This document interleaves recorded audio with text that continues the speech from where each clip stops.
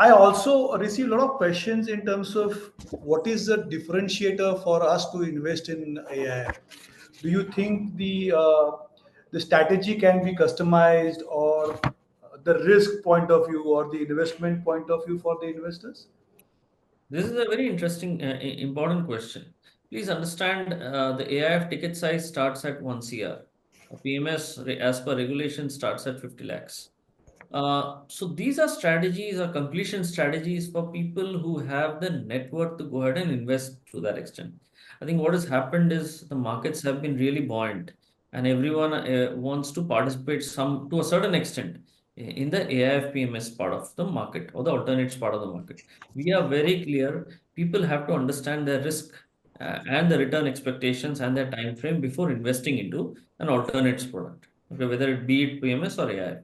That has to be very clearly defined to that extent. Now, once they come in, probably if they are okay with the kind of risks, probably which get built in and the returns that would come through because of the risk being taken. The expectation probably to that extent is what can be different or what things can be uh,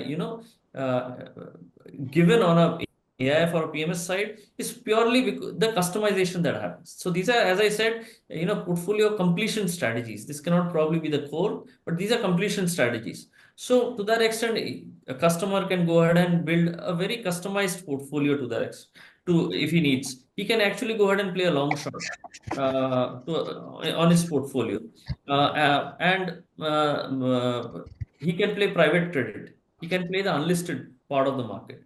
But these segments come with their individual risks and returns. So the client needs to be very aware of what he is getting into, if it is needed from his return expectations or his portfolio completion part of it.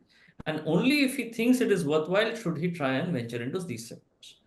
The AIF Cat 3 and the PMS is listed equities. So at least the experience is going to be not very different from a mutual fund, probably. But the unlisted part, the long shots, the private credit, etc., these are very different segments. So what we keep telling clients is they need to be very, very aware of what the risks are first, then understand commensurate to that risk, are the returns good enough? And then finally decide whether he or she should want to participate in this segment. So basically, what I understand is what you get in mutual fund, they're largely off the shelf product.